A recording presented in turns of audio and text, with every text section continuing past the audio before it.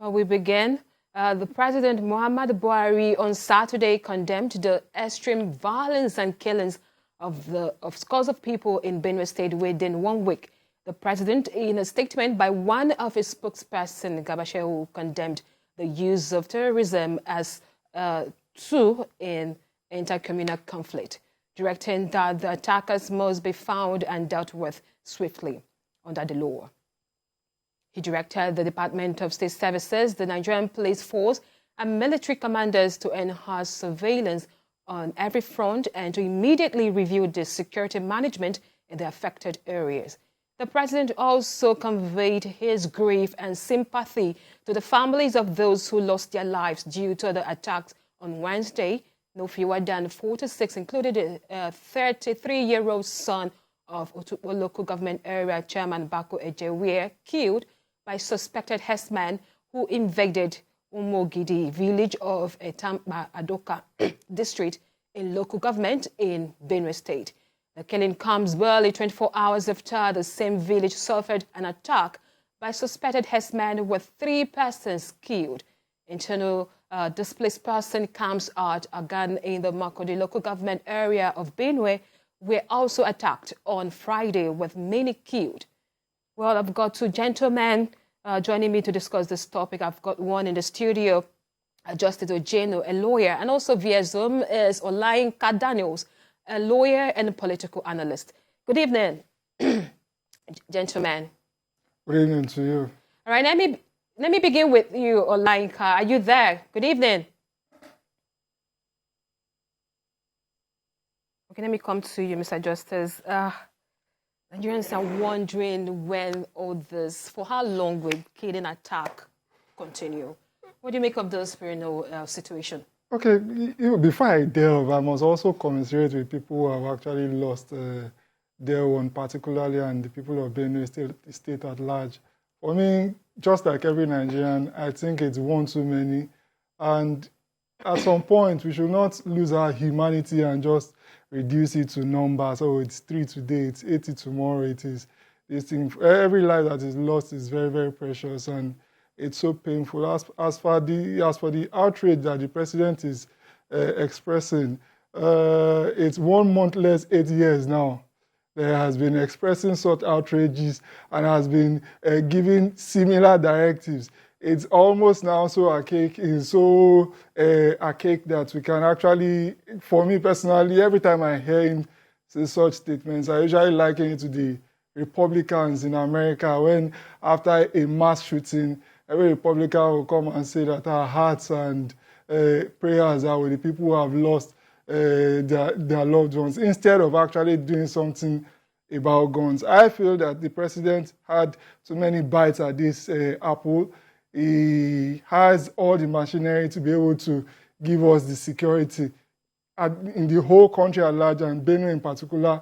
But to a large extent, he's missing the opportunity, and it's my prayer that whoever is taking the reins of power now should do a whole lot better, because as it is, we need a serious emergency in that sector of our country. All right, I heard Olayinka has joined us now. Good evening and welcome to the show.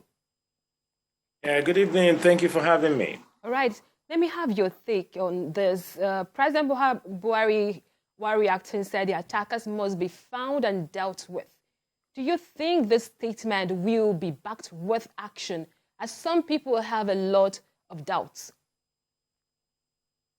Well, I'm not going to fault anyone that has any doubt as regards statement being made by the president, because over time, president makes statements and we really don't see the impact, and that has not built any trust among the people, being led, because year in, year out, I mean, we've been on this for a while, and each time there's there's a directive, each time there's an order, we see nothing or less, of an impact, as in changing this. But having said that, it would be very unfair to say nothing has been achieved looking at the time, even to, recently we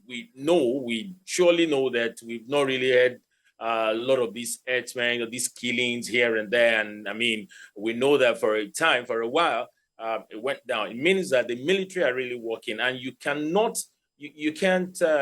fault the security agencies. They have really tried, and they have really, they are not relent. The effort has been felt, and they've been working hard. So what the commander-in-chief will do is to encourage them, and perhaps that is what he's doing by encouraging them and telling them we can't afford to continue this way. They said that award for hard work is more work. And I think to our security agencies, what Mr. President has said in that statement is to mean that, there is, reward for this particular job you've done so far, but the reward for it is more work. It means that you really now have to sit up, bring up your belt, and to see that we do not experience such. It is sad. Even one Nigeria, the blood of one Nigeria is important to all of us. Not to talk of the numbers that we hear by day. These people have families, and some people are extremists. And if they chose to go that route, I think the appropriate thing is for the people to come together, because the truth is the agency, the security agency cannot fight this war alone. They need the assistance of all Nigerians, everyone, because some of those people are known by the community leaders. They cannot deny them, because they are not ghosts. They are human beings. So if they live among us and they are not, they are not spirits, I think it bestowed upon all of us to cooperate with security agency to see how these people can be fetched out. All right, let me also get your view, because people are wondering why it really does it take it very difficult to get these ugly attacks in check and eradicated with. Why do you think it's so difficult to keep our people safe? Well, when we say so difficult, like I said earlier, we can see the tempo is not what we used to have.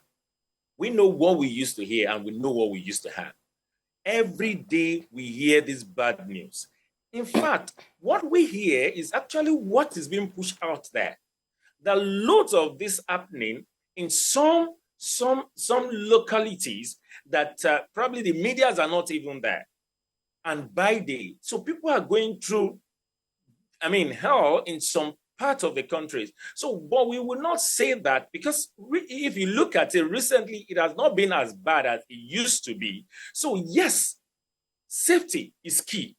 The reason why any government will come to the office, one, is to protect its people and properties. So the life of every Nigerian is important. And I think our leaders need to do more. Yes, it's not just to talk the talk, it's to walk the talk.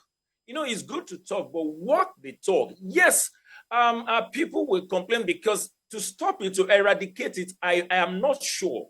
If we're talking about eradication for now, this does not just start one day. We know for years now we've been on this. All over the world, there are issues all over the world. In the US, we have the gun issues. In Canada, we have in different parts of the world, there are issues. But coming back home, we can say maybe what we are experiencing is not their own faction of the massacre or the menace we experience here of killing innocent people. And I think our own is just about the extremists. We talk about herdsmen, we talk about gunsmen that we don't even know, unknown gunsmen. We don't, they just come out from some places, and for no reason, they start shooting sporadically on people and killing innocent Nigerians. I think we need to sit down, come back to the drawing board, to even find out, because you see, it is when we find out about a problem that we can find a solution to the problem. But if we just talk about problem and we don't assess it, we don't analyze it, we don't look at it critically, holistically, we may not get solution to that problem, because we will just look at it, we'll talk about it, and it will come to our face, and it will go, and we may not have solution to the problem.